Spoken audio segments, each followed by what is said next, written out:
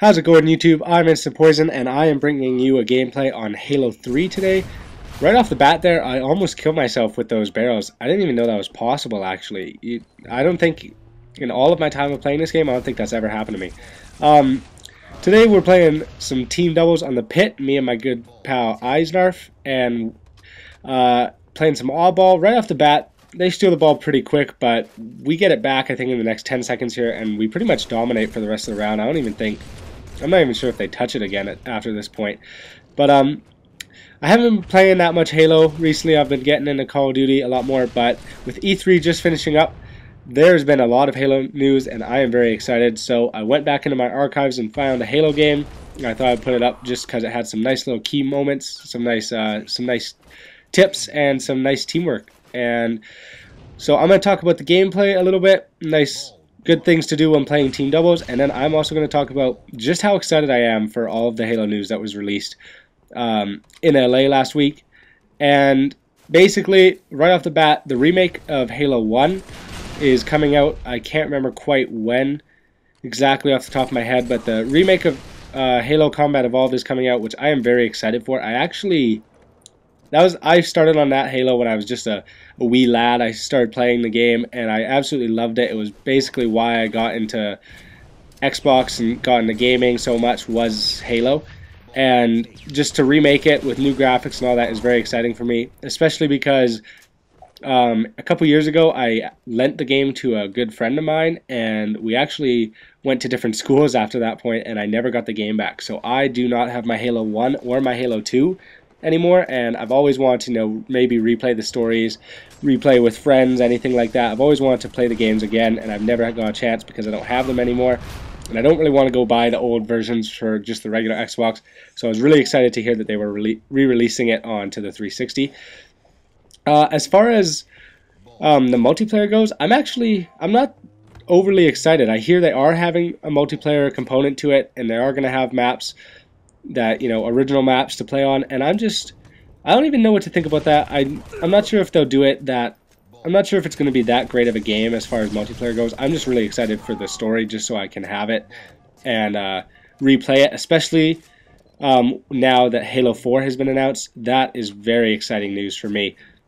I am an absolute huge fan of the stories in Halo, and Halo 4 is just, I've been waiting for it since the day that I finished or beat the campaign of Halo 3. I'm very excited to see what happens. It is a new company now. Bungie is no longer running it, and they are remaking a brand new trilogy, so that means it's going to go all the way to Halo 6. So I do have concerns with that, just because it is a new company and everything. I am a little bit concerned that maybe it'll just turn into a money-making kind of trilogy where it's not really about the players or the story or anything like that. It's just about the cash at this point. So hopefully that doesn't happen, but no matter what goes down at this point, I am very, very, very excited, and hopefully they'll learn from their past and make it nothing like Reach. I think personally Reach, it's not a horrible game, and I do understand why people enjoy it, but I don't think it remains entirely true to the Halo series. And I think, adding things like the jetpacks and the power-ups and stuff like that, it's not the end of the world, but I'd prefer if they weren't there. However, I did see a jetpack in the trailer, so that's a little bit disappointing. And eliminating the BR and adding reticle bloom for me is just, I don't know, I don't feel like that's exactly what Halo should be about. I think it's more of a comic-like game, a more sci-fi kind of game, so I feel like it should have a little bit of unrealism with the reticle bloom. So hopefully they take that out, because I'm not a fan of it whatsoever. But back to this gameplay, iZnaarf is pretty much doing all the work right now. He's been holding the ball for almost the whole time, and I'm just doing my best to protect him right here. I think in a little bit I actually screw him over, though, so that's a little bit embarrassing. One of the best things you can do when playing doubles and have Oddball is to have one person go in a safe, secure kind of area, and then have the other person without the ball, or me in this case, kind of push up a little bit further and try to cut off any access points they have to your teammates.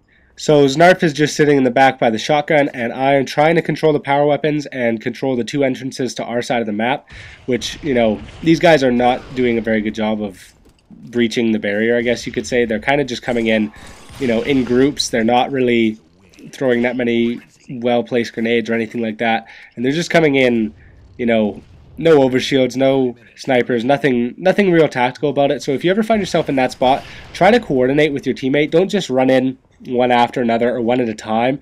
Try to plan, pick a guy that you're going to go for, preferably not the guy with the ball. Let him last until you can take out his support. And that's the end of the game right there, actually. Right at the end, I was going to kill myself like I always do when a game ends, except iZnaarf actually dropped the ball, which I was not aware of. So I just ended up committing suicide. So that was great. So that was a gameplay. Thank you guys so much for watching. Don't forget to rate the video, comment the video, and subscribe. I'll see you guys later.